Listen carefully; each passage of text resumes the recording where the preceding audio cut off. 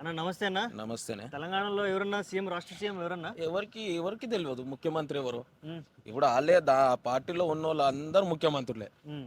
అది దాంట్లో ఉన్న పొన్గిలేటి శ్రీనివాసరెడ్డి, ఉత్తమ్ కుమార్ రెడ్డి, సీతక్క వీళ్ళంతా మంత్రులు కాదు, ముఖ్యమంత్రులే.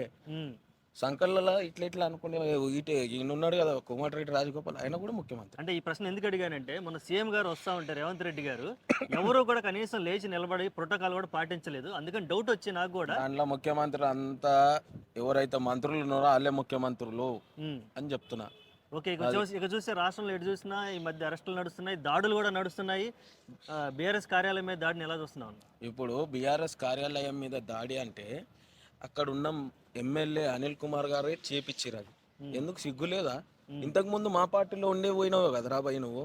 ఇంతకు ముందు మా పార్టీలో ఉండి పోయినోడివి నువ్వు ఒక్కసారి ఎమ్మెల్యే అయినాక కొమ్ములు వచ్చినాయి మీకు. ఆ పాలన చేయడానికి చేతను కానప్పుడు మీరు ఎందుకు మంత్రులు, ఎందుకు ఎమ్మెల్యేలు, ఎందుకు 6 స్కీములు చేయడానికి రాదు, 480 హామీలు ఇచ్చిర్రు, ఏం చేసిర్రు? ఒక్క హామీ చేసిర్రు అని చెప్పండి. ఫ్రీ బస్ ఇచ్చేయడం జరిగింది. దాంట్లో ఎంటికలు పట్టుకొని కొట్టుకోను మీరు ఫ్రీ బస్ ఇచ్చేయడం. 300 కోట్లు లాస్ చేసిర్రు ఆర్టీసీ వాళ్ళకి. ఎక్కడికి వెళ్ళి మీ అయ్య సొత్తా అని నేను సూటిగా రేవంత్ రెడ్డి గారు అన్నారు. ఎక్కడివి పైసలు, ఎక్కడివి? మూటలు అయితే పంపించడానికి ఢిల్లీకి వచ్చు. ఇక్కడ తెలంగాణ ప్రజలు ఏమి ఇబ్బంది పడుతున్నారు? పెన్షన్లు లేవు, హ్యాండిక్యాప్ వాళ్ళకి లేవు, పెన్షన్స్ లేవు, వీడియో పెన్షన్స్ లేవు. అప్పుడు కేసీఆర్ ఉన్నప్పుడు కరెక్ట్ ఫస్ట్ ఆర్ సెకండ్ పడుతుండే. ఇప్పుడు ఏవి? అందరూ ఇప్పుడు తెలంగాణ ప్రజలకు తెలిసిపోయింది రేవంత్ రెడ్డి ఎంత చిల్లర రాజకీయం చేస్తుండో. అక్కడున్న కాంగ్రెస్ నాయకులకు కూడా తెలుసు. ఓకే, కాంగ్రెస్ నాయకులు అన్నారు కాబట్టి ఒక మాట అన్న.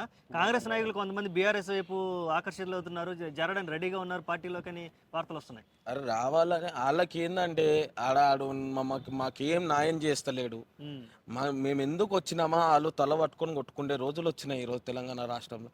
ముఖ్యమంత్రి అయినావు కరెక్టే, నువ్వు ముఖ్యమంత్రివా లేకపోతే దొంగవా? ఓటుకు నోటు దొంగవి నువ్వు.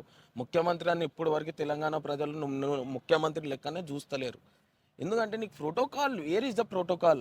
అప్పుడు ఏమన్నావు, నేను ఫ్రీగా తిరుగుతా, నాకు ఎస్కాట్స్ వద్దు, ఏమొద్దు, నేను ఫ్రీగా జనాలలో తిరుగుతాను. ఎందుకు 1.5 అవర్ ఈ నుండి అక్కడికి వెళ్ళడానికి 1.5 అవర్ టైం పడుతుంది? ఎందుకు అట్లా చేయడం అని అడుగుతున్నా.